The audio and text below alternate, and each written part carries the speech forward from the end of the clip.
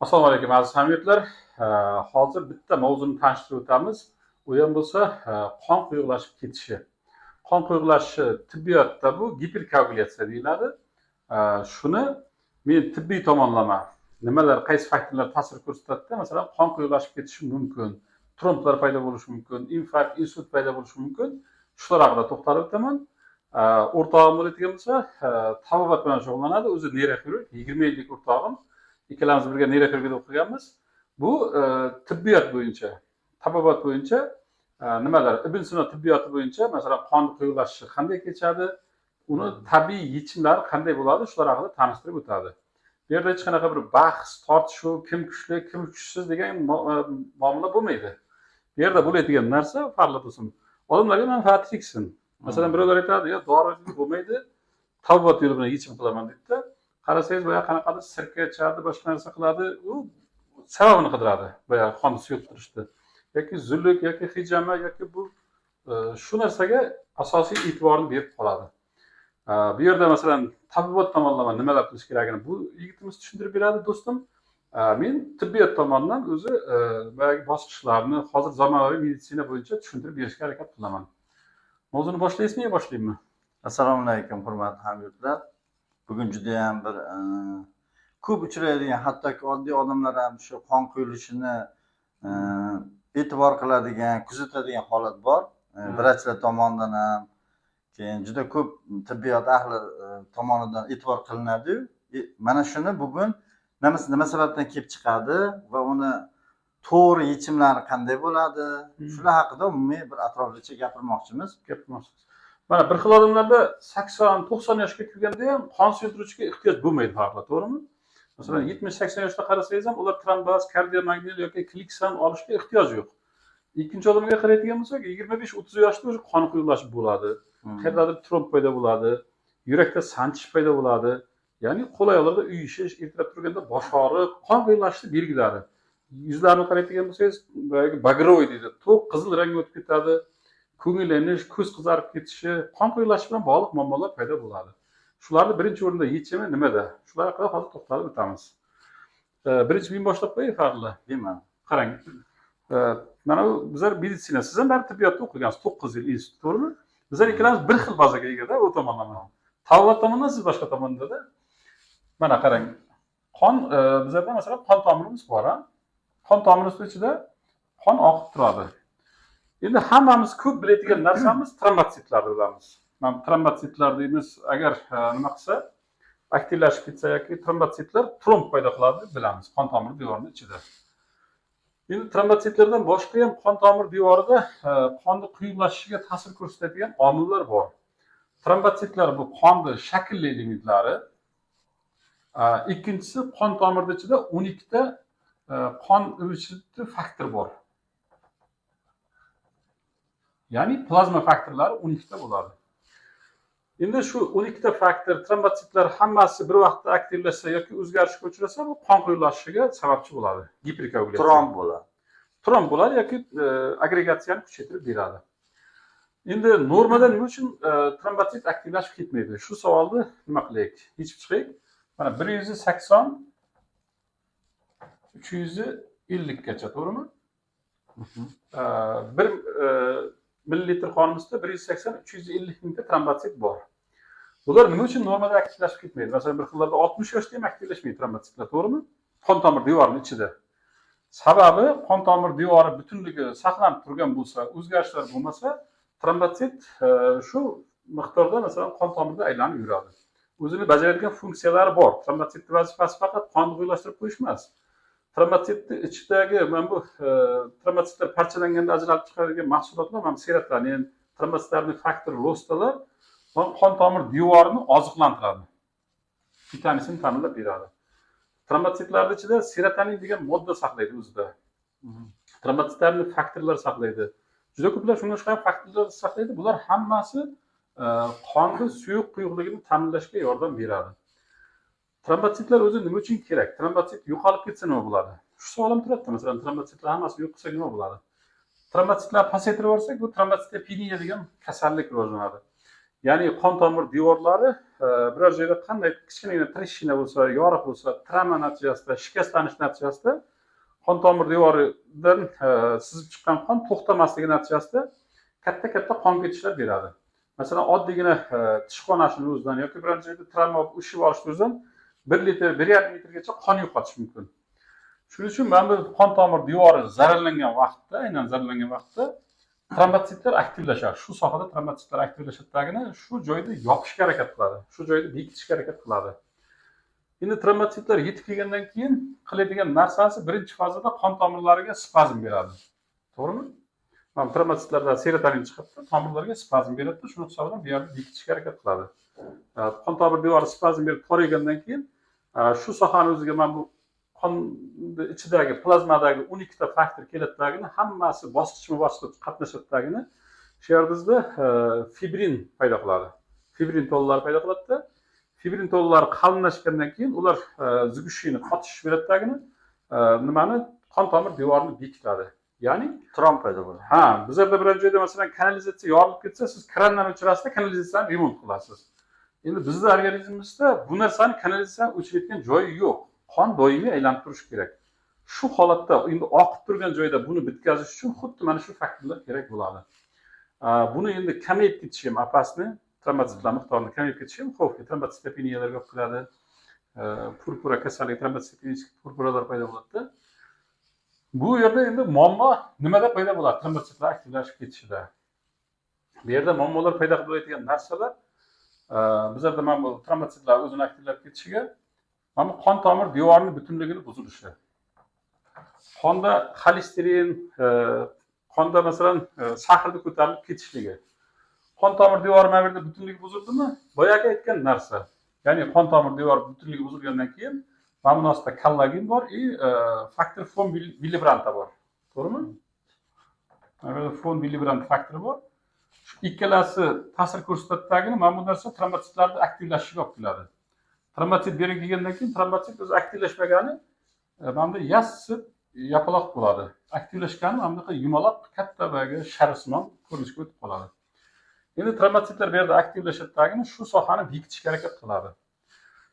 Qon tomir devorini nima zararlaydi? Qon tomir devorini zararlaydigan birinchi narsa bu hozirgi vaqtdagi kam harakat hayot tarzimiz. Qon nimani quyuqlashiga sababchi bo'ladigan faktor. Ikkinchi narsa masalan ximikat narsalar, mana bu nimalar, kofeinlar yoki masalan margarin narsalar yoki o'ta quyuq ovqatlar yeyishimizda hammasi qonda xolesterinni ko'taradi. Birinchi narsasi masalan kofeinlar o'zi qon tomir devorini zararlaydi. Yoki sigaret chekishimiz, nos chekishimiz, zararli odatlarimiz hammasi shu qon tomir devorini zararlaydi. Endi bu yerda bitta joy zararlanmaydi. Bir nechta, даже minglab joylar zararlanadi. Qon tomirlar o'zi uzunligi ekvatorda aylanishga yetadi, to'g'rimi? Shu darajada uzun qon tomirlarga egamiz. Endi bu qon tomirlar zararlangandan keyin, masalan, bittasi zararlansa 10 ta trombotsit aktivlashadi bu yerda. 10 ta joy zararlansa 100 tasi aktivlashadi, ko'ryapsizlarmi? Endi trombotsit bittasi aktivlashgandan keyin bundagi aktivlashgan fermentlar ikkinchi trombotsitni aktivlashtirib yuboradi. Shuning orqasidan endi trombotsitlarning agregatsiyasi kuchayadi. Agregatsiyasi kuchayib, mana qon tomir devoriga yopishib boshlaydi. Bizlarda hozir bu trombotsit bilan bog'liq, shaklli element bilan bog'liq qismini aytib o'tdim. Shaklli element 3 ta: eritrotsit, leykotsit, trombotsit. Uchalasi ham suyakda qizil iligida sintez bo'ladi. Endi qonni quyuqlashtiradigan faktorlar bor. Ya'ni qon emishini ta'minlab beradigan plazmindagi faktorlar bor. Ya'ni qonni plazmasidagi faktorlar. Ularning ahamiyati juda katta. Endi 12 ta faktor bor. Hozir endi nomma sanashda uni zarurati yo'q. Bular hammasi kaskadni, bir-biridan keyin bir-birini to'ldirib ketadigan bosqichlar hisoblanadi. Qaysilardir kalsiy ionlari hisobiga aktivlashadi, kalsiy ionlari qaysidir joylarda qatnashadi, boshqasi boshqa faktorlar hisobiga aktivlashib ketaveradi. Endi plazmadagi faktorlar qachon kamayib ketadi? Birinchi o'rinda plazmadagi faktorlar kamayadigan narsa jigar kasalliklari. Jigar sirrozi, jigar kasalliklari kamayib ketadi. Chunki jigarda bajaradigan funksiyasi plazmani ishlab chiqarish. Plazmadagi mana bu faktorlarning hammasi jigarda, oqsillarni jigar sintez qilib beradi. Shuning uchun endi jigarda masalan yetishmovchilik kuzatilyaptimi, plazmadagi faktorlar o'zgarib ketadi. Mana shu omillar to'g'ridan to'g'ri ta'sir ko'rsatadi. Endi mana bu tibbiyotda hozir qon septirish uchun tavsiya qilinadigan dorilar bor. Trombaz, kardiomagnil yoki mana bu klopidogrel. Ko'pda endi yerdan, to'g'rimi? Kurantil bor. Bularning hammasi mana trombositlar o'ziga ta'sir ko'rsatadi. Trombositlarni agregatsiyasini pasaytirib beradi, aktivlashishini oldini oladi. Mana shu narsalarga ta'sir ko'rsatadi. Ya'ni boyagi trombositlarni nima qilib beradi? Sunnat qilib beradi-da, qo'pol aytganda. Shuning natijasida endi mana trombositlar agregatsiyasi pasayib, tromb paydo bo'lmay turadi. Yana bitta dorilar bor, bir guruh dorilar bor. Bular plazmadagi faktorlarga ta'sir ko'rsatadi. Bu faktorlarga ta'sir ko'rsatadiganlari antikoagulantlar deyiladi. U yerda ham premiya bor, nepremiya bor, ikki xilga bo'linadi. To'g'ridan-to'g'ri ta'sir ko'rsatadigan premiyalar kamdan-kam nazarda tutiladi. Nepremiyalar masalan giparin, flinox, kliksan, mana bu inarin. Bular bo'lsa ko'proq nazarda qilinadi. Lekin bu tavsiya qilish bo'yicha agar masalan qonni antiagregant nima kerak bo'ladigan bo'lsa, baribir maksimal trombositga ta'sir ko'rsatadiganiga urg'u beriladi. Nima uchun? Bular sekinroq, bularga nisbatan sekinroq ishlaydi. Bularda yaxshi tomoni trombosit har kun organizmimizda yangi ishlab chiqarilaveradi. Ishlab chiqarilgan trombosit 7 kun, 10 kungacha yashaydi. Masalan, siz tromboz ichdingizda qoningiz suyultirdingiz.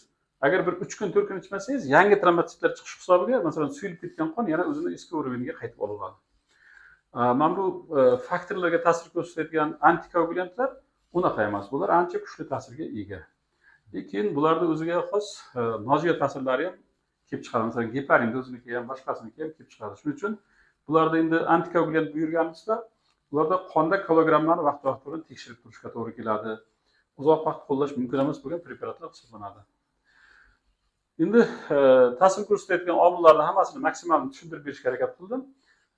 Bizda masalan sigaret hozir kam chekiladi, lekin hozir masalan ximikat narsa o'ta ko'p iste'mol qilinadi. Semizlik o'ta ko'p kuzatilyapti. Xolesterin oshib ketishi kuzatilyapti. Xolesterin, sahar bularning hammasi shu qon tomir devori, endoteliy degan qavati bor.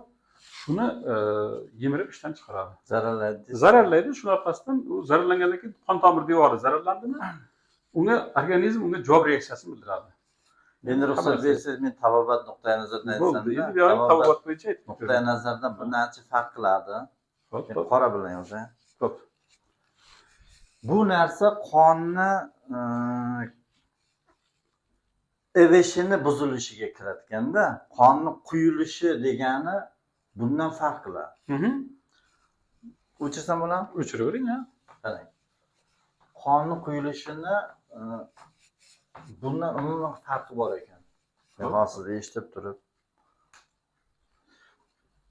Tabobatda yeyilgan ovqatlar, hidlar deyiladi. Hidlar ovqatdan paydo bo'ladi. Hidlarni mavzusini o'qiydigan bo'lsak, hidlar 4 bosqichda o'zgaradi. O'zgarishga uchraydi. Masalan, yegan ovqatlar, ichimliklar hammasi suvdan tashqari, suv prosta bilan eritib olib keladi. Endi bu hazm bosqichlaridami deyapman, to'g'rimi? Hazm bosqichlari deb qaraladi, lekin mana shu joylarda moddalar o'zgaradi. Kimyoviy darajada o'zgaradi. Mana bu oshqozon ichi tizimi. Bu jigar, bu qon. Mana bu a'zolar. Yeyilgan ovqat oshqozon ichi tizimida fermentlar ta'sirida uglevodlar, oqsillar, yog'lar parchalanadi. Bularning kerakli qismi so'rib olinadi, keraksiz qismi katta hojatga chiqib ketadi. To'g'rimi? Xo'p, ovqat birinchi hazm, ikkinchi hazmga o'tdi. Ikkinchi hazmdan qon paydo bo'ladi deb aytamiz. Chunki hozir aytganimizdek, qon hamma plazmasini sintez qilib beradi birinchidan. Ikkinchidan eritrositlar, trombositlar, leykositlar bular ko'mikda yetilsa ham, lekin ularni oziq moddalarini jigar ta'minlaydi. To'g'ri. Shuning uchun xulosaviy qilib aytadigan bo'lsak, jigar qon paydo qiladi. Endi jigarda ham kimyoviy reaksiyalar bo'ladi, moddalarni almashtirib qiladi, ajratadi. Bir qismini o'sha plazma oqsillari qilgandan keyin bir qismidan o't moddalari paydo bo'ladi. Ya'ni o't suyuqligi. Biliar sistemaga chiqib ketadigan o't suyuqligi chiqib ketadi o'tga. Buni bir qismi mana shu sintez natijasida bo'ladigan narsalarning bir qismi siydikka ketadi. Bular hammasi ajratiladigan. Ikkinchi hazmdan keraksiz narsalar va kerakli narsalar paydo bo'ldi. Uchinchi hazm qon. qon siz aytganda eritrosit, leykosit, Shakl elementlari. trombositlardan iborat. Aha. Xo'p, mana bu eritrosit bilan leykositlar bular jonli hujayralar, to'g'rimi? Tirik hujayralar, faqat aylanib yuradigan, harakatchan suyuqda aylanib yuradigan. Bularning hajmi 7-8% tashkil qiladi massa terani, to'g'rimi? Xo'p, bular jonli bo'lgandan keyin bular ham glyukozani qabul qiladi, kislorod qabul qiladi, yonish bo'ladi, glikogenez bo'ladi, o'zini modda almashinuvi bor. Buni ham natijasida chiqadigan narsalar karbonat o'pkaga, azot qoldiqlari siydikka ketadi. Oddiy qilib aytganda hamma hujayrada bo'ladigan. Ya'ni mana eritrotsitlar bu yerda mana bu narsa bo'lyapti. Men hozir tushunishim bo'yicha sizga aytaman. Mana ovqat yedik. Yegan ovqatimiz haqiqatda keragicha masalan oshqozonda ishlov berildi, ichaklarda ishlov berildidagini so'rildi, so'rilgan hammasi jigarga boradi. Borayotgan joyi. Lekin endi bu yerda masalan axlat bilan boya ortiqchasi keraksiz chiqib ketyapti. To'g'rimi? Ikkinchisi jigarda o'zida hammasi metabolizmga uchraydi. Jigar eng katta a'zo hisoblanadi, to'g'rimi? Jigarda metabolizmga uchragandan keyin bulardan paydo bo'ladigan kerakli, foydalisi yana qonga o'tadi. Masalan, mikroelement deymizmi, oqsillar deymizmi, aminokislotalar sintez o'tadimi yoki qanaqadir boshqa ko'rinishda qonga o'tyapti yana, to'g'rimi? Moddalar. Bu yerda ham endi ortiqchasi yoki boyagisi ishlatib bo'lingan qoldiq mahsulot o't bilan chiqib ketyapti, to'g'rimi? O't bilan, siydik bilan. Siydik bilan chiqish uchun ham oldin qonga tushib, keyin qondan siydiga ketadi. Yoki o'pkaga chiqib ketishi kerak. Jigarda mana nima bo'ladi-da, masalan, mochvinani nimaga aylantirib beradi? Xuddi shunday. Amiyakni mochvinaga aylantirib beradi. Azot qoldiqlari berib ketadi. Azot qoldiqlarini aylantirib beradi-da, buyrakka tayyorlab beraveradi. Buyrak keyin buni tozalab chiqaraveradi. Shunday bo'lyapti, to'g'rimi? Endi qonda ham boya eritrosit, leykosit, trombotsit hammasi modda almashinuvida qatnashyapti. Trombotsitdan boshqa. Natijada karbonat angidrid, suv, azot qoldiqlari boshqa xuddi hamma modda, hamma hujayra oziqlangandagi umumiy metabolizm moddalar paydo bo'lyapti. Buni ham chiqindilari siydikka, o'pkaga, nimaga chiqib ketyapti, teriga. Endi bu yerda eritrotsitlar o'zidan kislorod biriktiradidagi masalan to'qimaga boradi. To'qima buni ishlatib bo'lgandan keyin mana nimaga aylantiryapti. To'g'ri, bu vazifasida bu. Lekin u ham o'zi tirik hujayra, uni ichida ham glikoliz bo'ladi. U 120 kun yashagan paytda o'zi ham oziqlanib, o'zi ham aniq qiladi. Lekin vazifasi kislorod olib berish. Endi kislorod olib kelgandan keyin bu ortiqcha nima ishlatib bo'lingan narsa karbonat angidrid bu chiqib ketadi. Hozir men sizga hech qanday yo'q narsa aytaman-da. Dinamika, ya'ni moddalarni vaqt birligi ichida bitta bosqichdan bosqichga o'tishini meditsina modellashtira olmagan. Men sizga modellashtirib beraman. Oddiy nima bilan? Yeyilgan ovqat kaloriyasi a'zolarga ishlatilgan kaloriyaga teng bo'lishi kerak. O'shanda tana massa indeksi normada bo'ladi. Bu degani 180 santimetrli kishi plus minus 3-4 83 kilogrammda bo'ladi. Demak, 180 bo'yli kishi 80 kilogramm bo'ladigan bo'lsa, biz shu kishini yashash tarziga xulosa bersak bo'ladiki, bu kishini yegan ovqatining kaloriyasi u ishlatadigan kaloriyaga teng kelib turibdi. Shunaqa yashash tarzidagi kishi deb hisoblasak bo'ladi. To'g'rimi? Mana men sizga bu normal kishiga nisbatan xuddi shunday. Oldin biz normani belgilab olsak, shunga nisbatan gapirsak hamma joyga tushadi. Mana men normani kiritdim. Endi tana massa indeksini oshishi bor, to'g'rimi? Normadan oshishi. Bu qachon bo'ladi? Yeyilgan ovqat kaloriyasi ishlatilgan kaloriyadan katta bo'lganda bo'ladi. Doimiy odatlanish. Ya'ni mana 2000 kaloriya yeyapsiz, 1200 lik ishlayapsiz, 800 qolib har kun 800 qoladi. Mana shu kishida tana massa indeksi oshadi. Ya'ni bu 80 kilogramm bo'lmaydi. Oldingiga 90 bo'ladi. Keyin 100 bo'ladi. Keyin 110 bo'ladi. Keyin 120 bo'ladi, 130 bo'ladi. Mana bu semirishda turli darajalarga boradi. Endi mana shu holat paydo bo'lishidan oldin mollik degan narsa kuzatiladi. Buni yozadi, mollik. Mollik degani избыточность, keragidan ortiq moddalar degani. Mana shu ключевой rol o'ynaydi. Mollik qachon bo'ladi? Agar masalan men siz aytganda 2000 kilokaloriya ovqat yedim, lekin 1500 ishlatyapman kuniga. Shunda menda 500 farq qoladi. Mana bu modda ko'rinishida bo'ladi. Glyukoza, yog' farqi yo'q. Ha. Bulardan sintez bo'ladi, masalan, yog'lar, semirish, boshqa vazn paydo bo'ladi. Lekin o'sha bo'lishdan oldin mana ko'p chizib tashladik-da biz. O'chirib o'ring. Qarang. Yo, mana bu 4-bosqichda tushuntirmoqchimisiz yo bo'ldimi? Yo'q, mana shu yerda 4-bosqichni aytib o'tib ketdik. Ha. Mana qarang.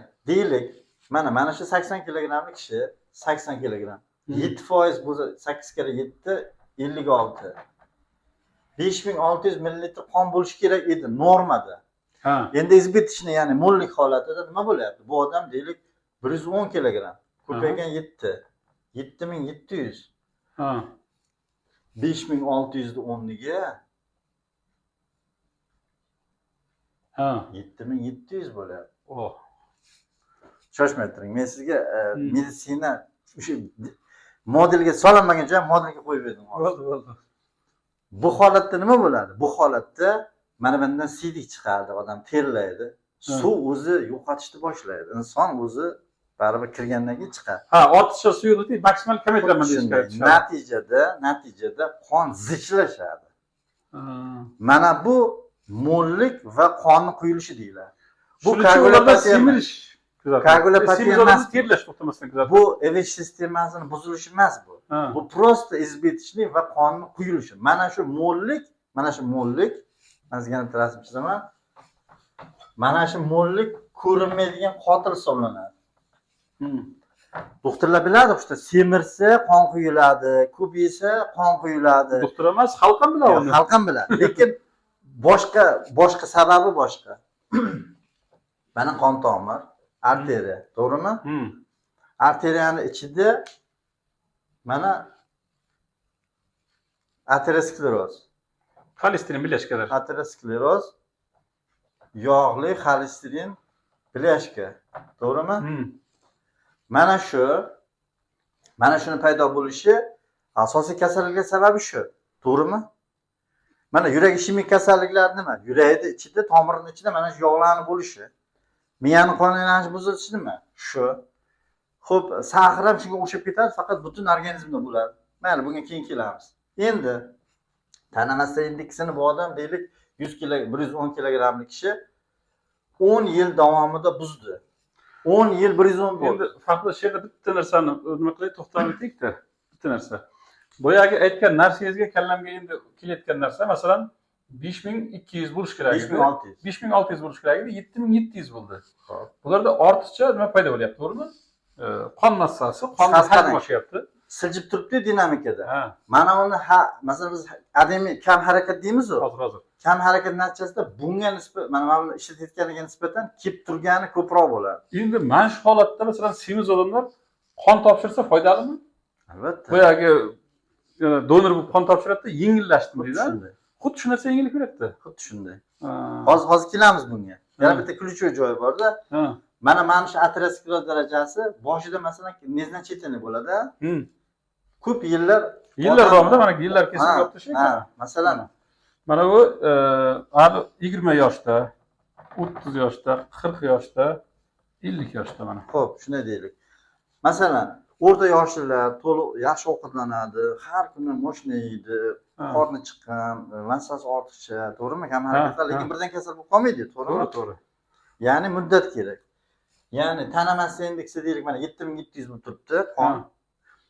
Mo'llik uzoq davom etyapti. Masalan, 25 yoshdan boshlab kam harakat 30 bo'ldi, 35 bo'ldimi? O'sha mana sekin-sekin mana bu to'lishni boshlaydi. Mana bu yerda deylik 70% bo'ladi deylik. Ochiqlikda. Ochiqlik. Men o'ylayman 50% dan boshlab taxminan klinik kasalliklar davri. Yo'q, 50 emas, farqli bu 40 ga borganda o'zi boshlab ketadi. Bo'lishi mumkin. Endi bu agar ya'ni уже boyagi gandiraklash boshlanib ketadi. Chunki ko'ramsiz do'pirdi uni. 40% holatda deylik, konkretni kasal bo'lib qoladi. Davleniya, yurak ishemik kasalligi, bir bosh tomondan aylanish, xotirasi ketishi. Doktorga boradigan payt mana shu joy bo'ladi. Lekin mana shungacha men o'ylayman, agar 20 kilogramm ortiqcha vazn bo'lsa kishida va 10 yil davom etsa, taxminan 50% yopiladi deb o'ylayman. Ya'ni yopilish darajasi mana buni buzish darajasiga proporsionalni To'ppa-to'g'ri. va muddatga proporsional. Muddatga. To'g'rimi? Ana endi biz buni modellashtirdik. Oddiy qilib aytganda. Endi shu holatda yana bir narsa kuzatiladi ko'pchilikda. Hozir bu yoqqa o'tib ketdik. Qarang, mana bu 40-45 yoshda yoki 50 yoshga borganda do'lnas chiqdi, bosh aylanish paydo bo'ldi, xotira pasayib ketdi. Shu vaqtda hamma doktorga keladi-da, aytadi. Doktor, mana shunday narsa bo'lyapti dedi. Tekshirib ko'ramiz, tomografiya ko'ramiz, doppler ko'ramizda, keyin mana bu narsa sizda kagilogramma ko'radi. Qonda o'lish quyib ketdi doktor deb kelib kagilogramma ko'radi. Yo'q, endi kagilogrammada hech narsa chiqmaydi. O'sha ko'rilganda mana bular ko'riladi-da, undan keyin davo boshlanadi-da. Bu endi 10 yillik ma'noda bagaj turibdi-da. Xuddi o'sha aytmoqchiman-da. Mana nima uchun badan tarbiya qiling, semirmang, nima uchun yog'li ovqat yemang, nima uchun to'g'ri yashang degan narsaning sababi shunda bo'ladi. Ya'ni bularning hammasi o'zini hissasini qo'shadi mana shu tomirda ichini ma'lum yopilib qolishiga. Yopilib qolib ma'lum darajada mana muddat bor-da. Xudo sizni asrab turgan muddat bor. O'shangacha ham buzib tashlasangiz, undan keyin shikoyatlar, kasalliklar davri boshlanadi. Xo'p, bu tushunarli, o'chirsam bo'ladimi? Boshqa narsaga o'taman. Xo'p, mana biz sizga nima uchun shunday bo'lishini men o'zimni tushunchalarimni chiqib tushuntiryapman sizga. Xo'p, buni endi davosiga keladigan bo'lsak. Mana shu joyda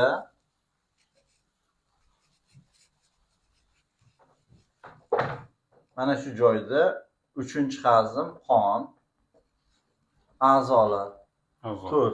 Bu yerdan chiqindilar bor, to'g'rimi? Katta hojat. But bilan siydik. Mana bu yerda nafas, hop siydik, teri va hokazo. Mana bu ham shunaqa. Bu hamma joy tarqalib ketadi, bu ham. Xo'p, endi demak asosiy narsa tana massa indeksini tuzatib yurish ekan, to'g'rimi? Masalan, birinchi narsa shu. Birinchi shart shuki, masalan, bo'yingiz 170 bo'lsa, 70 kilogramm atrofida plus minus 3 yurishingiz kerak. 160 mi? Plus minus 4, 60 kilo atrofida yurishingiz kerak. Oddiy qilib aytganda. Mana shunda ushlab turish uchun demak, yegan ovqat kaloriyasi bilan ishlatilgan kaloriya deyarli teng bo'lishi kerak. Buning uchun nima qilish kerak? Buning uchun taroziga har hafta, har 3 kunda chiqib, odam o'lchash kerak vaznini, to'g'rimi? To'g'ri. Vazn, mana vazn o'lcham bu 77 man men, 77 o'lchadim. Meni bo'yim 174, 3 kilo hech nimasim bor. Men 182 man, 100 kilo. Xo'p, demak, men yegan ovqatimni o'zim bilaman. Qiladigan harakatimni o'zim bilaman, to'g'rimi? Masalan, siz shuncha kilometr yuring, shuncha ovqat yeng deyish qiyin-da, oddiy men farosat yo'lini aytmoqchiman. Masalan, men o'zimga o'zim baho beraman. Chiqdim 77 kilogramm. Men bilamanki, qilgan harakatimga nisbatan ozgina ovqatim ko'proq ekan. Bo'ldi, vaznni o'zi menga aytayapti nima qilishdi. To'g'rimi? To'g'ri. Agar men xuddi shu ovqatlanishda qolsam va harakatimni ko'paytirsam 2 barobar deylik. Vaznim tushishni boshlaydi. Sababi siz mana yerda kaloriyani yo'qotyapsiz-da. Men buni ko'paytiryapman-da men. Masalan, mana 1800 bo'ladigan bo'lsa, men buni 2000 ga chiqaryapman. Bu balans o'zgaryapti. Demak, ovqatni kam yeyish kerak degan narsa bu noto'g'ri. Ovqatni harakatga mos yeyish kerak. Insonlar bor, kasbi yuk ko'taradigan, paxsa uradi. Masalan, og'ir mehnat, jismoniy mehnatga moslashgan odamlar bor, har kun shuni qiladi. U odamlarga bemalol o'sha harakatga yarasha ovqatlanadi. Ayniqsa uglevodlarni yeyish mumkin ularga, to'g'rimi? Non va un mahsuloti chunki kaloriya saqlaydi. Ularga bemalol ruxsat. Chunki ular ishlatadi. Bizda shuni teskarisida Fahriddin aka, birda aytib o'ting. Mana ustob kirib ishlatsa, bir xil joylar bo'ladi. Masalan, biz misol Samarqandda ishlaganmiz chiqib, va ishlayotgan odamga boyagi yarim tonna bilan makaron qo'yib qo'yadi yoki bir yeb bo'lmaydigan ovqat qo'yib qo'yadi, o'zlari bostirib yaxshisini yeydi-da. Bizlar xalqimiz shunaqa. Masalan, paxsa qilayotgan yoki beton qilayotgan odamni qarasangiz, bir oddiygina ovqat beradi-da. Lekin o'zlari normal ovqat yeydi-da, boyagi harakat qilmaydigan odam. O'zlari go'shtli ovqat yeydi. O'zlari go'shtini bostiradi-da. Endi yana nima aytmoqchi edingiz? Endi aytmoqchi edimki, mana shuni, demak, oddiy masalan, men o'ylayman, harakatlar ikki xil bo'ladi deb o'ylayman. Masalan, mana harakat tarafini, mana bu demak kelayotgan ovqatni sarfi ikkita narsaga bog'liq. Birinchisi terma regulyatsiya, ikkinchi jismoniy yuklama. Jismoniy yuklama ikki xil bo'ladi. Passivniy va aktivniy. Passivniy ya'ni har kuni yuradigan yurim oddiy yengil harakatlarimiz bor-ku, mayda chuyda o'tirib turish, keldi, bordi, ko'chaga. Shunaqa narsalar, tashviqlar. Aktivniyga badan tarbiya kiradi. Badan tarbiya terlaydigan darajada bo'lishi kerak. Badan terlab ketadigan darajada bo'lishi kerak. Mana shu ikkalasini yig'indisi va terma regulyatsiya uchalasidan tashkil topgan. Mana buni sarfi. Ya'ni qish paytida odamlar nima uchun ishtahasi ochiladi? Yoki ovqat yeyishi yozda bo'g'ilib qoladi, to'g'rimi? Chunki buni bir qismi terma regulyatsiyaga sarflanayotgan bo'ladi. Ya'ni ob-havo sovuqmi, bizning badanimizda modda almashuv tezlashadi, hazm tezlashadi va energiya tizatari ko'payadi. Yozda 40 gradusga yaqinlashyaptimi, bizning organizmimiz ham 35-36 gradusdan razniца qolmaydi-da, balans. Shuning uchun modda almashuvni terma regulyatsiyaga chiqara olmay qoladi. Shuning uchun modda almashuv juda susayib ketib qoladi, ishtaham yo'qolib qoladi. Ya'ni bir qismi terma regulyatsiyaga ketadi. O'shaning uchun ham hayvonlar, endi biz insonlar yana bitta qiziq narsa bor-da.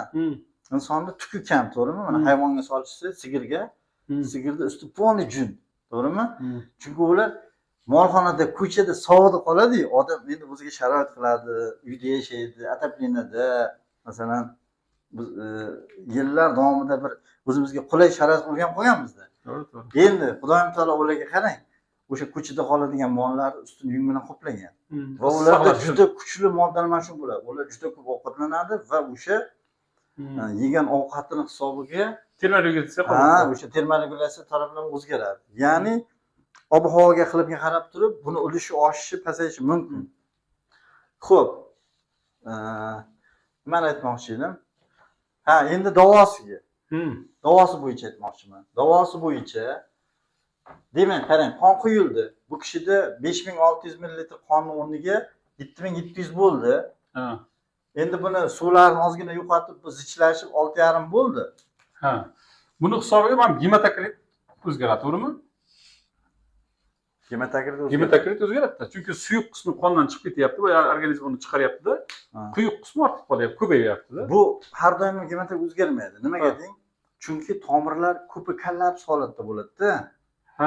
Agar idishimiz aktiv holatdami? Agar idishimiz o'zgarmas holatda bo'lganda edi, bu gematokrit точно o'zgaradi. Men qon tomirlariga xuddi shunday.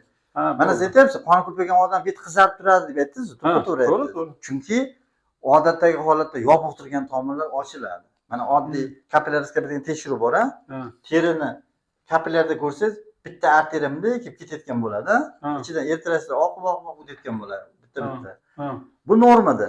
Endi bu agar o'sha qoni ko'paygan odamni ko'rsangiz, mana bu yerda yana tomirlar paydo bo'lgan bo'ladi. Qo'shimcha ya'ni yuzlarda o'zi tomirlar chiqib ketadi. Xuddi shunday.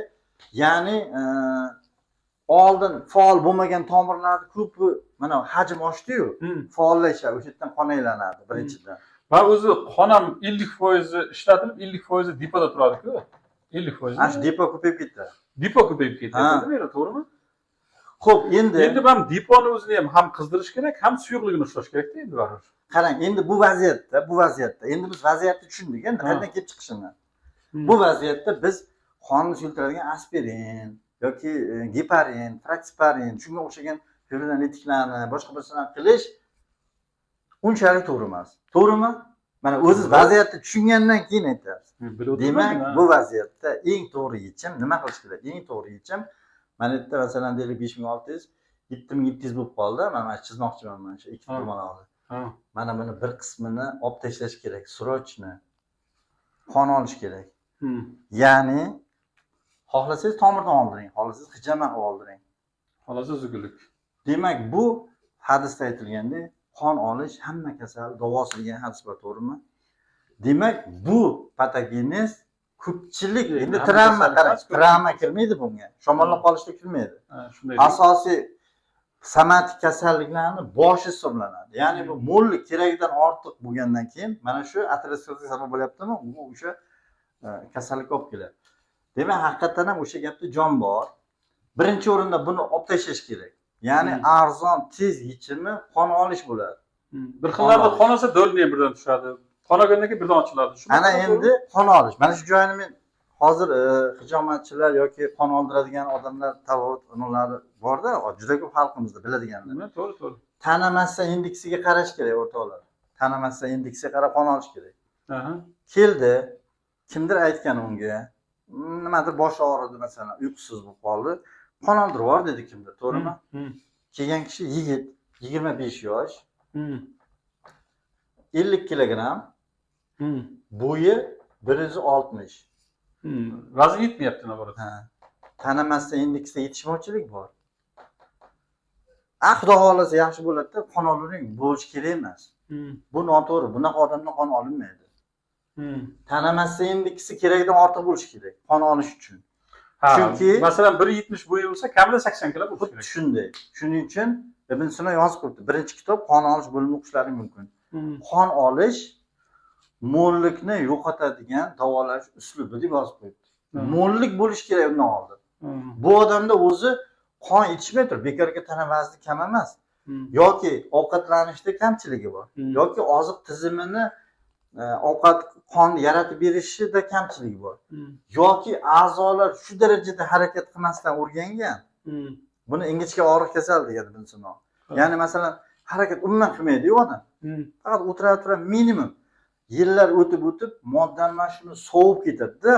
Tana massa indeksi tushib ketib, modda almashuv tezligi bor-da, endi 1.5 kilokalori deyapsiz. O'sha ham 1200, 1800, 700 ga tushib qoladi.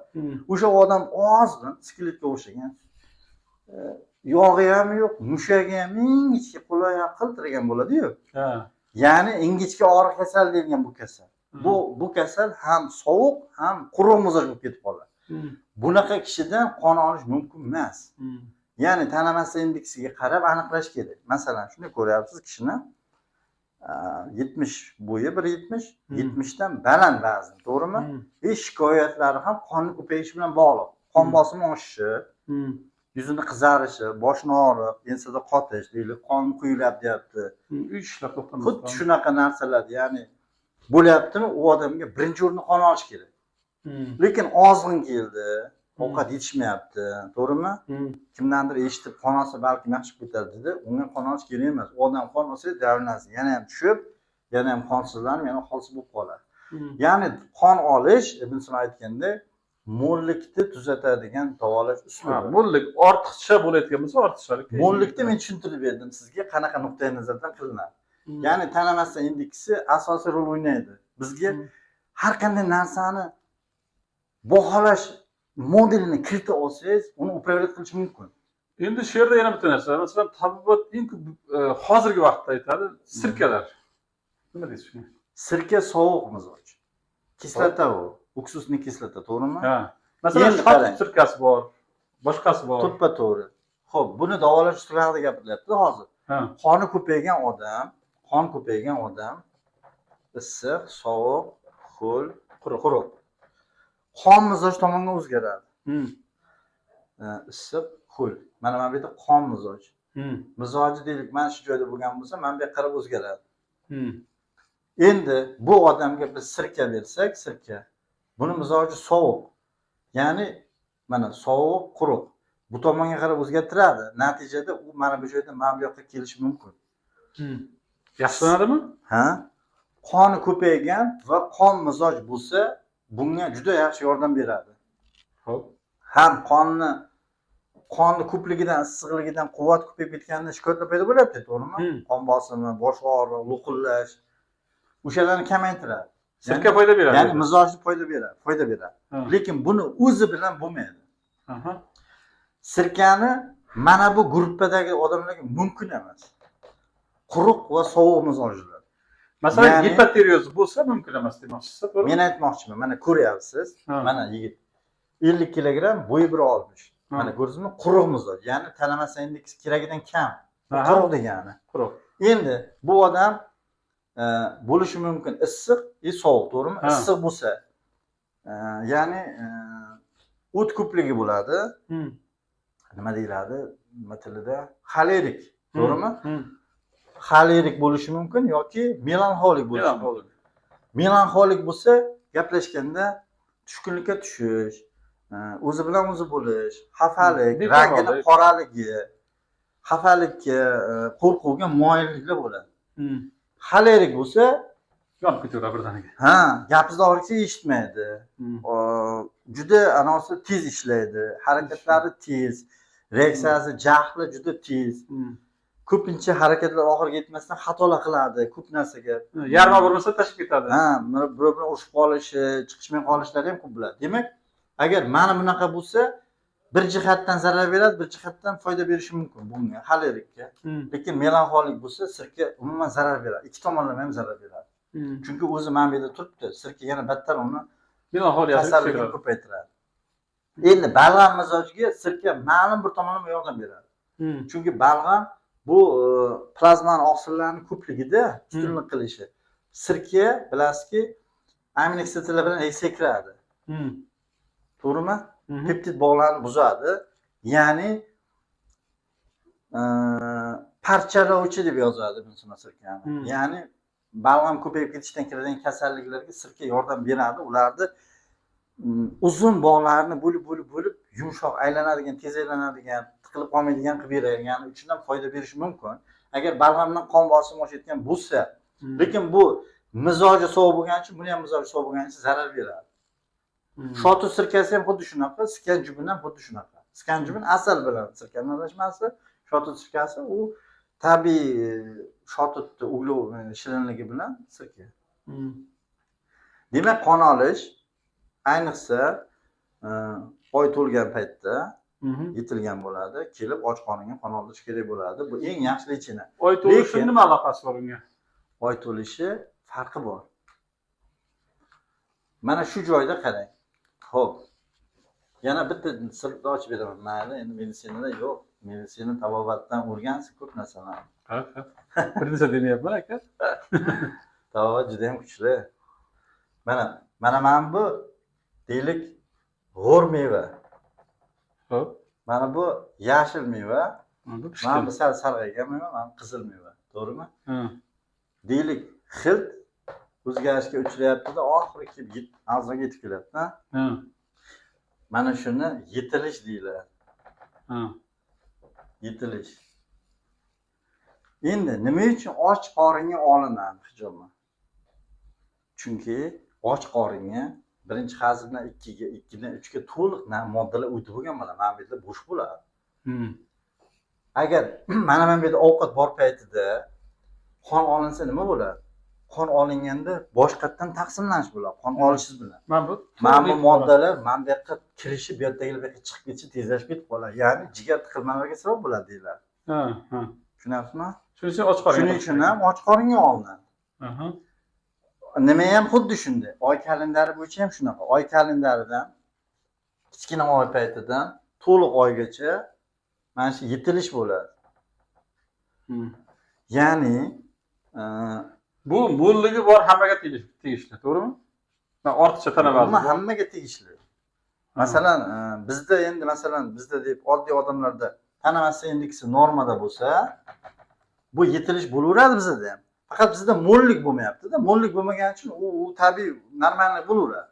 Lekin mo'llik, mana shu moddalar, ortiqcha moddalar yetilish sodir bo'ladi.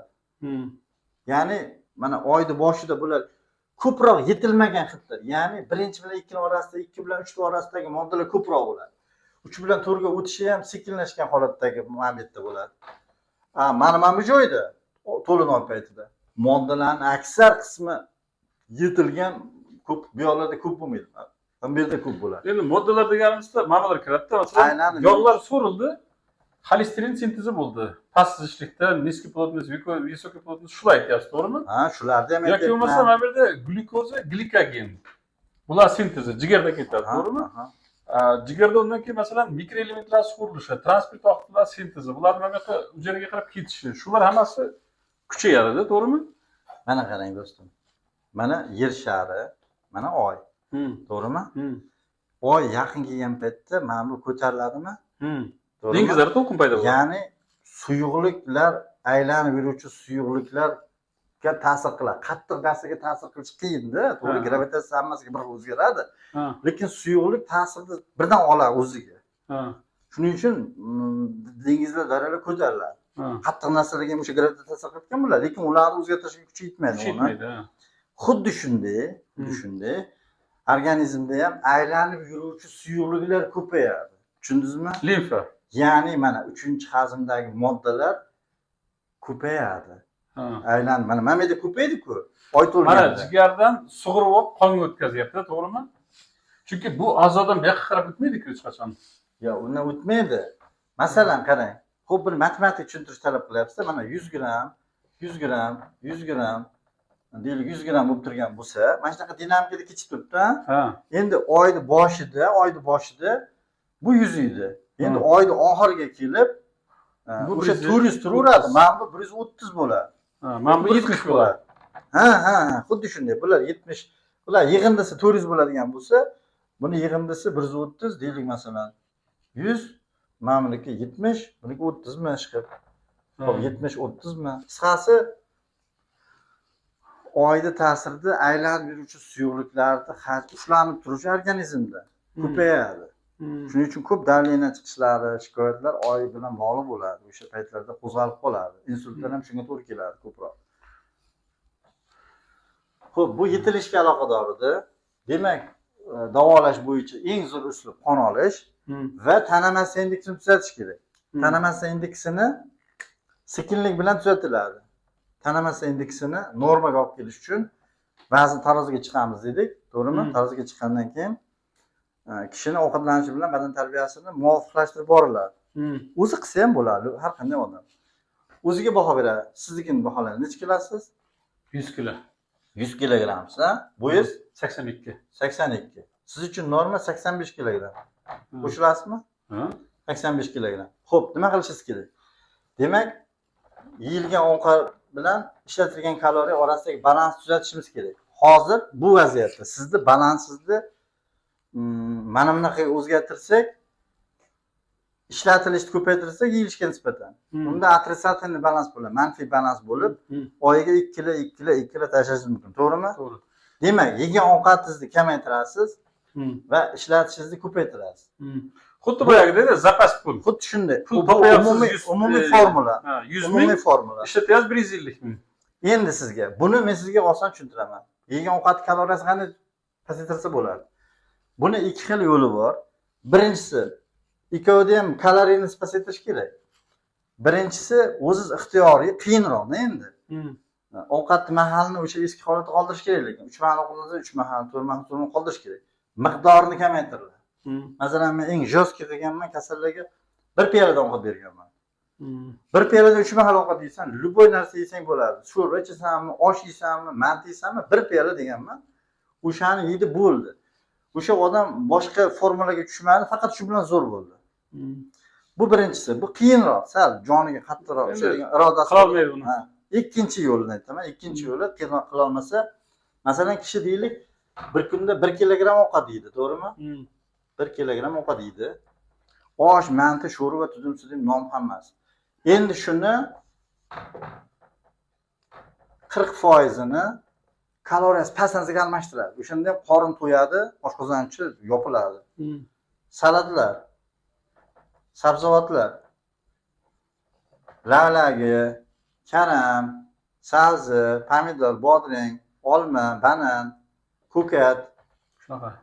Mana shu narsalar ancha kaloriyasi past hisoblanadi. Deylik, yegan ovqatingizni ertalab tuxum yapsizmi? Yoniga karam salat, markazcha, pomidor, bodring qo'shib yeysiz, qorinni Объемni beradi, lekin kaloriya bermaydi. Oshqozonni va ming'illashini yopadi shu bilan. Ovozingni o'chir deysiz, yopiladi. Nima deyam? Abitda ham, abit deymiz endi. Nima deyiladi o'zbek tilida abit? Tushlik. Tushlikda ham yeganda osh yeyapsiz, yarmiga yaqin salat qilib yeysiz. Pomidor, bodring, karam qilib yeysiz, o'shanda to'yish his paydo bo'ladi, to'g'rimi? Kechqurun ham shunday qilasiz. Endi men ko'p tavsiya beraman. Parla, endi qanchalik to'g'ri, noto'g'ri, chunki bu yarmi edi. Qarang, yarmi. Endi men buni ham ochish kerak edi. Biz bu yoqni aytdik. Bu yog'i ikki qismdan iborat. Birinchi qism men maslahat beraman. Passiv harakatlar, ya'ni kuniga men 5 kilometr yurishni aytaman. Men aytamanki, o'zinggacha hamma yurib keladi, hamma har xil ish qiladi. uyga kelib ujin qilgandan keyin, kechki ovqat yegandan keyin shagamerini ko'rsin deyman. Shagamerini ochib qaraydi, masalan, 3 kilometr yuribdi bugun. 2 kilometr yetishmayapti. Ujindan keyin chiqib 2 kilometrni to'ldirib qo'yishni maslahat beraman. Bu passivni. Endi faol harakatga badan tarbiya, ya'ni badan tarbiyani terlaydigan, badan qiziydigan harakat. Kardiyo nagruzka bilan ketadigan harakat. Xuddi shunday. Buni har xil, endi hamma puliga, imkoniyatiga qarab, xohlasa trenirovkaga borsin, zalga chiqsin. Xohlasa 5 kilo gantalar bilan shug'ullansin. Xohlasa o'zi o'tirib tursin, atjimani qilsin, sakrasin. Sakrash zo'r deb hisoblayman men. Sakrash faqat oyoqqa nagruzka beradi, oyoqqa. Lekin qo'lga ham berish kerak. Chunki hamma mushakka ravnomerniy qo'lga men uglovoy nagruzka maslahat beraman. Uglovoy nagruzka degani yerga qilmaysizlar, balki bir 1 metrlik, 1,5 metrlik stolga 45 gradusda atjimani qilinadi. Bemalol 30 ta, 40 ta, 50 tagacha qilsa bo'ladi. Shuni sonini ko'paytirib borish kerak. Bir kun 100 ta, keyingi oyda 120 ta, keyingi oyda 30 ta. Ana shu bilan tana massa indeksi kamayadi. Badanda yog'lar kamaygandan keyin o'z-o'zidan boyagi yana bitta maslahatim bor. Mayli chimga aytmaganimni sizga aytaman. Sizni kanalingizni juda hurmat qilaman. Sizni juda kuchli.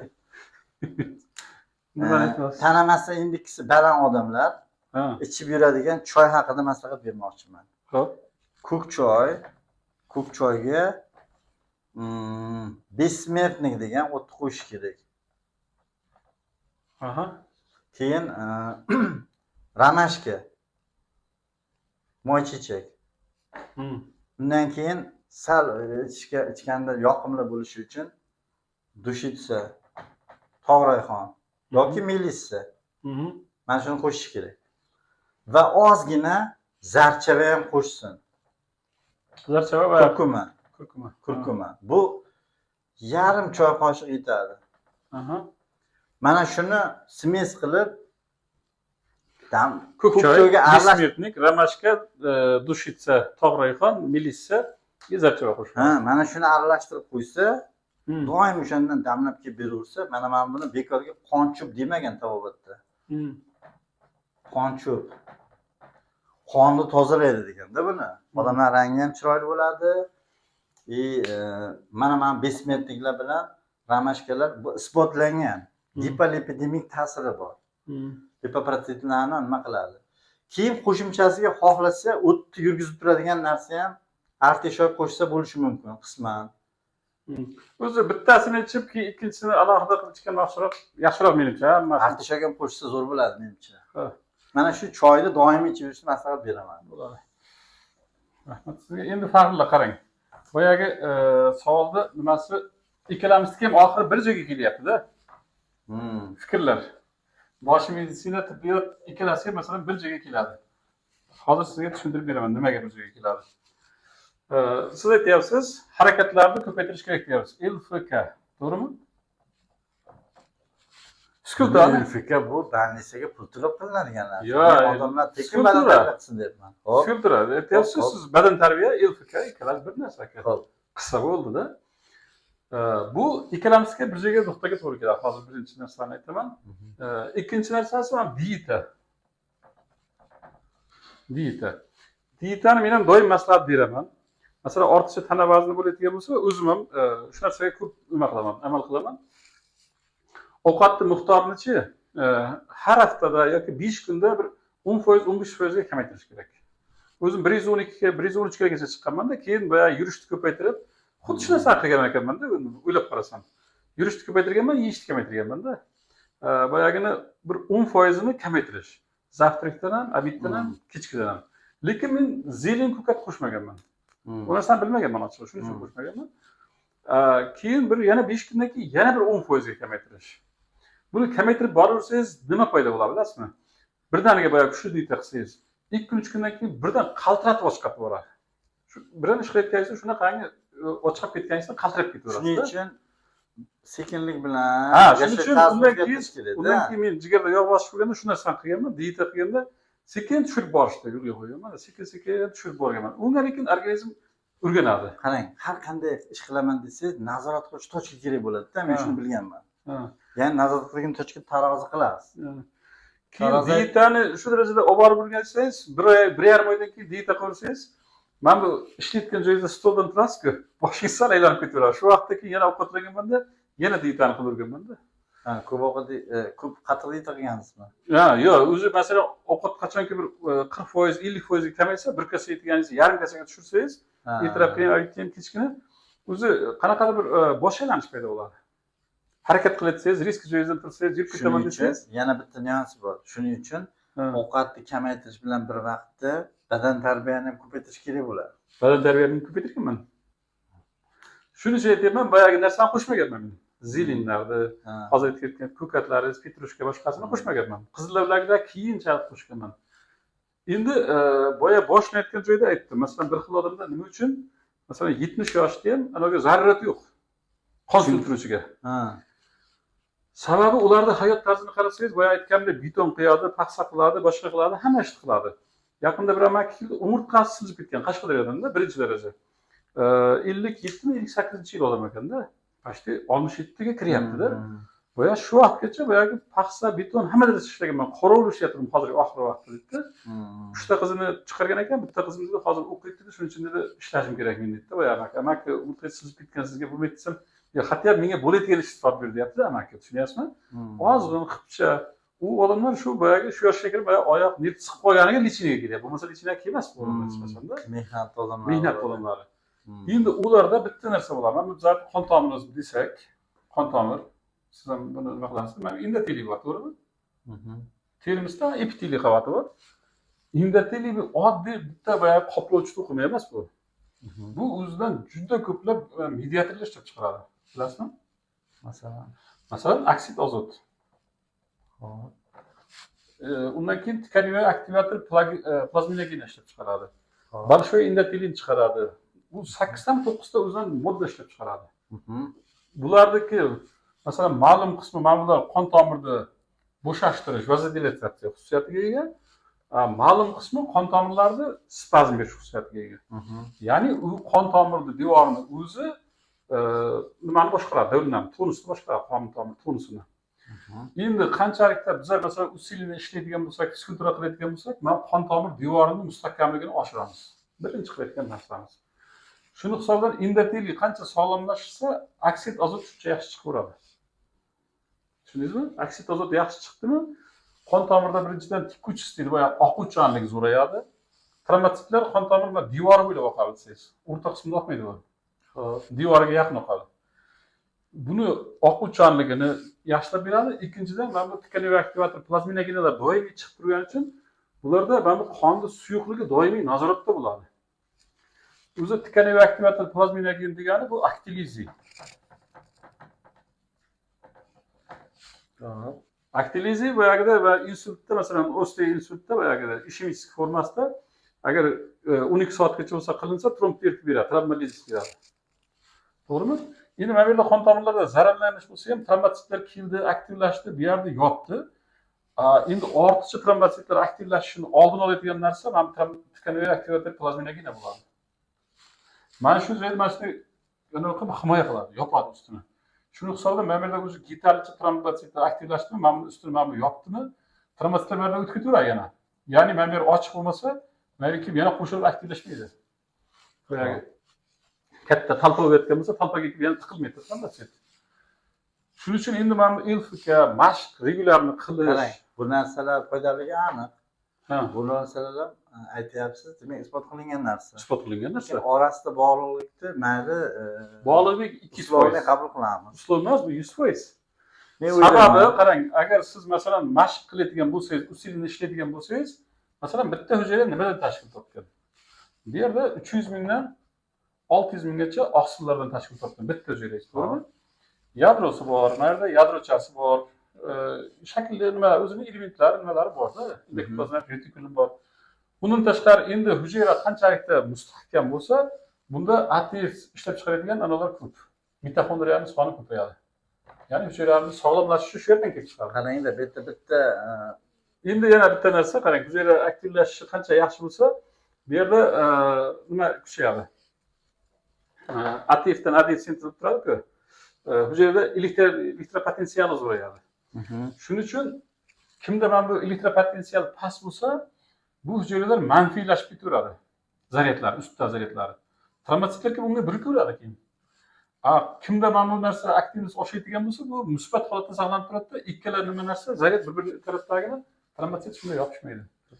Shuning uchun endi bu yerda mana LFK qilayotgan bo'lsa yoki jismoniy aktiv ishlaydigan odamda trombos, kardiomagnit keragi yo'q unga. Ko'kchayni bostirib ichsa ham uni qoni suyulashaveradi. İçmesi ham suyulaşadi uniki. Chunki bu yerda organizmda hamma mana bu narsalar o'zgarishlar sog'lomlik tomonga qarab turibdi. Endi agar 30 yosh bo'lsa ham, masalan, 30 yosh bo'lsa ham shokoladni bostirib yeyapti. Margarin narsa yeyapti, ximikatni bosyapti, hammasini qilyapti, energetikni ichyapti. Energetik nima qilib beradi? Bu yerdagi endoteliy qavat bo'layotgan bo'lsa, uni hamma hujayralarni zararlaydi, zo'riqtirib ishlatadi. Organizmda o'zida bor energiya quvvatni siqib chiqaradi kofein hisobiga. Mana bu hujayradagi zapas energiyani hammasini yo'qotib beradi. Shuning natijasida endi bu hujayralar zararlanib boshlaydi. Zararlangandan keyin, masalan, bu yerda bittasi milliardlagan hujayra zararlanib turibdi. Zararlangandan keyin endi organizmni qilayotgan vazifasi mana bularni hammasini yana boyagi joy-joyiga to'g'rilayman debdagini xolesterinning miqdorini ko'taraveradi. Chunki bu yer ochiq qolishi mumkin emas. Xo'p, qarang, tushundim. Endi boyagi 30 yosh bo'lsa ham bularda masalan mana bunaqa qon tomirlarda zaryadlar o'zgarib ketyapti. Qon tomir endoteliyasi buzilyapti. Ostidagi mana bu kollagenlar ochilib qolyapti. Faktor fon Willebrandda ishlab ketyapti-da. Bu o'zida qonni quyulashtirib beraveradi yana. Qon quyulishi mexanizmi. Menimcha bu qon quyilish faktori boshqa, qon quyilishi boshqa bo'lsa kerak. Yo'q, ivishni mana normada kuchayib ketishini aytyapman-da men. Qarang. Bu yerda hozir qarang, mana hozir har bitta moddani nomini aytyapsiz-a? Keyin hujayralar nomi aytilyapti. Bularni umumlashtiradigan bitta so'z ostiga yig'ish yo'q-a. Uslub bor-da narsani. Bu narsalar fakt borligi fakt. Endi men sizga shuni savol bo'yicha aytaman. Mana mana shu ozginasi. Tepasini vaqt yoradi. Qarang. Hayotiy quvvat. O'zi 3 ta quvvat bo'ladi. Hamma ta'sirlar manbai quvvatdan deyiladi. Quvvatning birinchisi tabiiy quvvat. Ikkinchisi hayotiy quvvat, nafsoniy. Uchinchisi nafsoniy quvvat. Ya'ni badanimizda bo'ladigan hamma o'zgarishlarni tipi mana shu 3 ta tipdan tashkil topadi. Birinchisi tabiiy quvvat nima degani? Tabiiy quvvat degani buni markaziy a'zosi jigar. Jigar.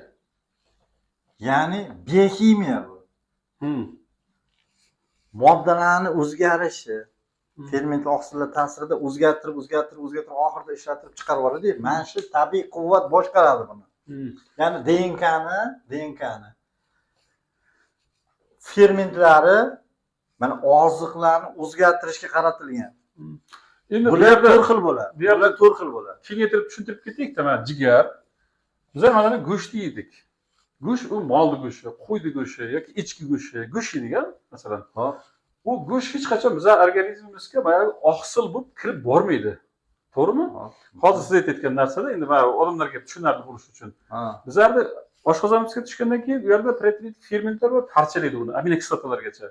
U ichaklardan so'riladi. Ichaklardan so'rilgandan keyin jigarga yetib boradi. Foydali qismi bu organizmga va biokimiyaga qatnashadi. Foydasiz qismi masalan agar go'sht aynigan bo'lsa birdaniga ichib ketish bilan o'zi hammasini qusib chiqarib tashlaysiz, to'g'rimi? Даже so'rilmaydi mana aynigan go'sht yeb qo'ying. Chunki organizm shunday uni yo'qotadi boyagi nima deydi? Bu yoqqa so'rib jigarga yoki organizmda o'zini zaharlamaydi hech qachonda. Shuning uchun masalan go'sht kirib bordimi, go'sht kirgandan keyin oshqozonda parchalanadi. Oshqozon boya ikki tomondan siqatdagini rosa uni ishlab beradi hamma tomonlama boyagi himus shakllanguncha. Ovqat massasi shakllanguncha. Buning ichida mana oqsillardan hech narsa qolmay ketadi. Masalan, kollagenlar bir xillar ichidagini kollagen falon joyga foyda qilar ekan deydi-da. Kollagen men aytmay hech qayerga foyda qilmaydi deyman-da. Sababi kollagen mana organizmga tushgandan keyin kollagen bitta katta oqsil u. Tushgandan keyin ichakka kirgandan keyin hammasi parchalanib bo'ladi bu yerda. Masalan, kerakli qismi bu yoqqa surildi. Jigarga yetib borgandan keyin mana oqsillar. Agar shu vaqtda mana bu nimaga talab bor? Hozir energiyaga talab borda, glyukozaga talab bor. Bu yerda o'z-o'zidan bu oqsil glyukozaga olib ketaveradi. To'g'rimi? Yog'larga talab bor shu vaqtda. Prosta bu yerda bitta narsa bor-da, agar kollagen ichadi-ku. kollagen degan oqsillar tarkibida mana 20 xil amino kislotani ichida qaysidirlari ko'proq bo'ladi, sostavi bor. Ha. Mana shu sostav Bu hayvonnikida. mayli hayvonniki bo'lsa ham odamning kollageniga o'xshaydi-da. Nisbati bo'yicha oqsillar masalan 20 xil amino kislotani qaysidir lizinmi, valinmi, izolitsinmi qaysidirlari ko'proq bo'ladi, to'g'rimi? Ya'ni bu ichganda organizmda o'sha kollagenni sintez uchun sarf bo'ladigan narsalar ko'payadi-da. Endi mana hozir ta'sirini inkor qilish kerak emas-ku, bu ta'sir shunaqaroq. Birama kirib ketmaydi lekin ichkariga. kirib bormaydi, bu ichkariga bormaydi. Ha, teridan desa-chi? Farqi yo'q uni. Teridan. Farqi yo'q. Endi kollagen agar kirib borsa, men aytgan narsa, men qon tomir devori, qon tomir devorida boyagini koagulyatsiyani aktivlashtiradigan narsa, qonni quyuqlashtiradigan bitta faktor bu qon tomir devori ochilgandan keyin ostida bazalni qavati borda, bu yer kollagendan tashkil topgan. Men bir eshitdim. Kollagen ochiq bo'lsa bo'ldi, organizm boyagini buni qanday qilib bo'lsa ham yopib. Endi bizlar masalan boyagini quvvatni oshirib tagini masalan yog'liroq ovqat yeb, immunitetni ko'tariladi, go'shtliroq yedimiz, boshqa deymizda, yedik. Xo'p, baquvvat ovqat yedik. Endi men bu hozir faxrlanib ketgan narsa var, jigarga yetib kelgandan keyin bu bioximiya deb aytyapti-da. Yo'q, jigarga bu butun organizmdagi bu prosta jigar markaziy a'zosi. Markaziy a'zosida endi yo'q, chunki jigarga ketadi-da. Mana har bir a'zo o'zi uchun o'zgartiradi-yu, masalan, glukozani, boshqa narsa. Lekin jigar butun organizmni o'zgartiradi. Shuning uchun bu sentralniy a'zosi hisoblanadi, lekin endi men jigarga yetib keldi. Men bu yerda tomirlarda devorda yoriqlar, tiqishlar paydo bo'ldidagini, bu yerda yopish uchun xolesterin kerak organizmga. Xolesterinni kutib o'tirmaydi, qachon men bu xolesterin yesak, men bu yerda yopaman, bo'lsa yopolmayman deb o'tirmaydi organizm, to'g'rimi? Jigarda o'zida men GMG 5 reduktasa degan ferment bor. Xo'p. To'g'rimi? 5 reduktasa bor. Xolesterin kerak bo'ladigan bo'lsa, jigar endi oqsildan ham, boshqasidan ham xolesterin sintez qiladi. Qarang, kerak bo'lsa-mi, jigarga mendan ovqatdan kirib keldi-ku bu. Kirib kelishi shart emas jigar uchun. Yo'q, mana qarang. Mana organizmimizda xolesterin 100% bo'lsa, kerak bo'lganda qaysidir ishlar mexanizmi ishga tushadi, to'g'ri. Agar xolesterinni 100% kirib kelishi ko'p bo'lib turibdi jigarga, mana yeganda go'sht yeyapti. Endi agar kirib kelishini kamaytirganda ham, kirib kelishini yo'qotganda ham 80% xolesterin jigarda sintez bo'ladi. 20% ichdan kirib keladi. Xo'p, sintez bo'lish uchun ketadigan materiallar qayerdan olinadi? Sintez bo'lish kerak bo'ladigan material, masalan, mana bu amino kislotangiz bo'lsa ham ishlataveradi, glyukozangiz ham ishlataveradi, yog'ingiz ham ishlataveradi u. Bu yerda unga farqi yo'q, qaysi biridan olishdi. U xolesterin sintez bo'lishi uchun обязательно yog' bo'lishi shart emas. Tushundingizmi? Men aytmoqchi bo'lganim, mana jigarda masalan bioximiya ketyapti, masalan, organizmga mana narsa kerak bo'lsa, shuni ishlab chiqaradi demoqchiman. Agar siz masalan protein va amino kislotlar, oqsil qancha ko'p yeganingiz bilan shu vaqtda energiya kerak bo'lib turibdi organizmga. Mana bu narsa parchaydi, glyukoniyagingiz boshlanib ketadi, glyukoniyagingizdan bu glyukoza sintez qilaveradi. Demak, organizmda hamma narsani ehtiyoj va potrebni hal qiladi. To'g'rimi? Potrebni va ehtiyojlarni organizm o'zi qarab turib boshqaradi. Kerak emasga qarab. Shunaqa. Shuning uchun endi bu yerda masalan bizlarda hozir bu do'stim aytayotganda, mana bu jigar masalan nima bo'layotgan bo'lsa, masalan, bioximiya a'zosi bo'layotgan bo'lsa, hamma narsani o'zgartirib beradi. Oqsil sintez kerakmi? Oqsil sintez qilib beradi. Yog' kerakmi? Yog' sintez qilib beradi-da. Do'stim, qarang, men buni aytmoqchi edimda sizga. Endi aytavering. Qarang. Bu xo'p, butun modda almashinuv o'zgarishlari, mana shu tabiiy quvvat degan quvvat boshqaradi. Buni markaziy o'tirib turgan joy DNKda bo'ladi. DNKdan chiqadigan fermentlar bu jigarga xos qismi aktivlashgan bo'ladi, to'qimalarga xos qismi. Qisqasi bu quvvatni hammasini birlashtirib, katta olimlar oziqlantiruvchi tabiiy quvvat deb atagan. Bu to'qimada bo'lsa ham, miyada ham, jigarda ham, yurakda ham mana shu ishlar bilan shug'ullanadigan tabiiy quvvat bo'lgan. Bu tabiiy quvvatni eng markaziy asli jigar hisoblangan. Chunki jigarga bunchalik ko'p ovqat kerak emas va bunchalik ko'p oqsillarni paydo qilish kerak emas. Chunki bu butun organizm kerak emas-da. Butun organizmga kerak bo'ladigan ehtiyoj uchun qiladi bittagina. Qolgan a'zolar faqat o'zi uchun qiladi. Shuning uchun ham jigar markaziy a'zo hisoblanadi. Endi ikkinchi quvvat hayotiy quvvat. Bu umuman boshqa tipdagi quvvat. Buni markaziy a'zosi yurak bo'ladi. Yurak. Mana hozir siz aytayotgan to'qim mana yetib kelamiz quvvatga. Yurak bunga bo'ysunadigan a'zolar arteriyalar bo'ladi. Yordamchi a'zolar deyiladi-da. Ha. bular asosiy a'zoni vazifasini bajarishga yordamchisi bular. Xo'p, yurak nima qiladi? Yurak 1 minutda 70 ta uradi, to'g'rimi? Muskullar qisqaradi. Urgan paytida mana bu yerda sinus tuguni bo'ladi. Sinus tugunidan kelib turib, yuz tutami bilan mana shu nerv yo'llari bilan oldin bu joy qisqaradi, keyin bu joy qisqaradi, to'g'rimi? Mana shu juda qisqa vaqt ichida ketma-ket sodir bo'ladi. Pi qo eristida yurak ritmi. Pi mana shunaqa narsa paydo bo'ladi, to'g'rimi? Signal paydo bo'lyapti. Ya'ni bu mana shu joyda paydo bo'lgan elektr tokini vektor bo'yicha tushish kamayishini aks etishi elektrokardiografiyada. Ya'ni mana shu joyda bitta narsa aytmoqchiman, meditsinada mana shuni ahamiyatini bilmaydi-da. Prosta yurak shu narsa qiladi deb qaraladi, lekin tabobatda yurak mana yurakni mana bu yerda pacemaker bu yoqni aktivlaganda yurakni o'zi qon tomirlar orqali a'zolardagi membrana potensialini aktivlaydi. Bu narsa yo'q meditsinada, tan oling. Mana bu yerda buni men oldingi gaplashganlarimizda aytganmiz.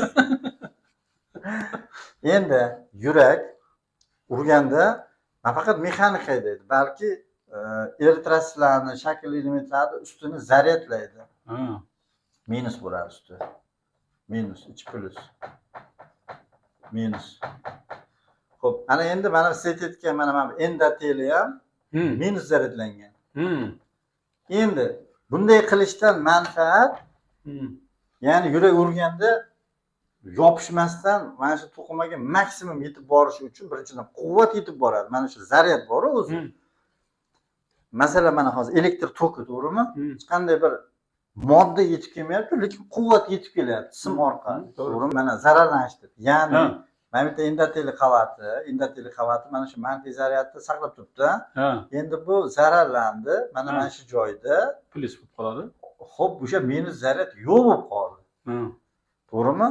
Ya'ni buni ichida oqib yurgan mana shunaqa nima uchun eritrositlar soya deymiz-ku, skleroz asidan eritrositdir.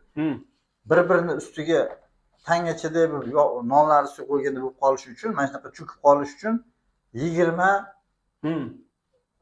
vaqt kerak. Ya, 12-20. Ha, 12-20 minut, to'g'rimi? Chunki bular shuncha vaqt ichida mana bir-biridan qochib turadi-da, zaryadi bo'lgani uchun bir-birini itarish, bir-biridan itargani uchun, magnit deydi. Shunday, bir-biridan itarib turgani uchun shuncha vaqtgacha turadi. Ya'ni har xil kasalliklarda mana shu soya ko'tarilib ketib qoladi. Bu degani bularning zaryadi yo'q degani. Bular tez-tez yopishib qolyapti degani. Xuddi shunday mana shu yerda zararlanganni bular mana shu zaryad orqali sezadi.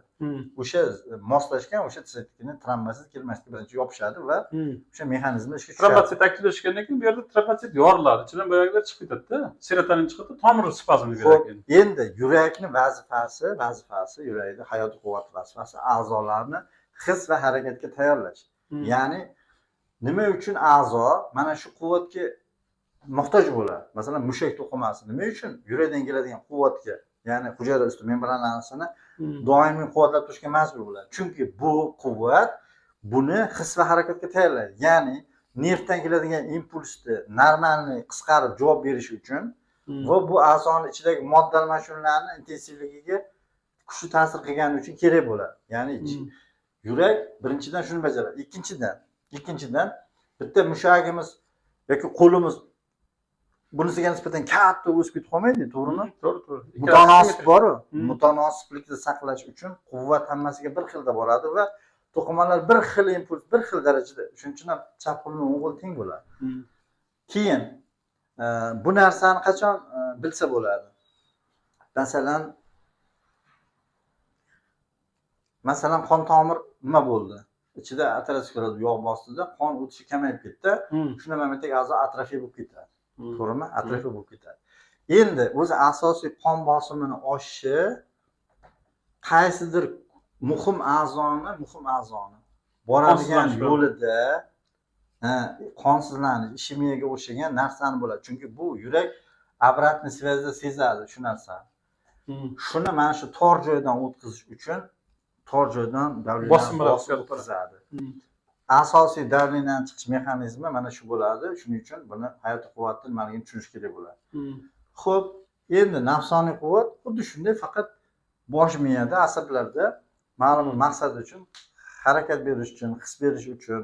Endi bu quvvatlarni o'zimniki bo'lish deyish bu quvvatlarni mana kompyuterda mana oddiy elektr toki bor. Lekin shu tok bilan ishlaydigan ma'lum bir ishni protsesslarni maxsuslashtirilgan asbobchalar bor. Miya ham shunga o'xshab ketadi. Miya ham o'shandan foydalanadi tokdan. Lekin buni xotira, operativ xotira, ekran yorug'ligi, keyin ovoz, har xil narsa qilib shunaqa o'ziga xos kerak joylarga ishlatadi. Bu nafsoniy quvvat bo'ladi. Lekin uni tagida yotgan anochasi o'sha hayotiy quvvatdan beradigan zaryad hisoblanadi bunday olganda. O'zi Ibn Sinoni tibbiyotini birinchi va tibxonalarning nimasini o'qib bir ikki joyini ko'rdimda, haqiqatda juda qiziq narsalar yozilgan yerda. Mayli. Sog'lik, salomatlik. Keyingi mavzuni yana davom ettiramiz hali.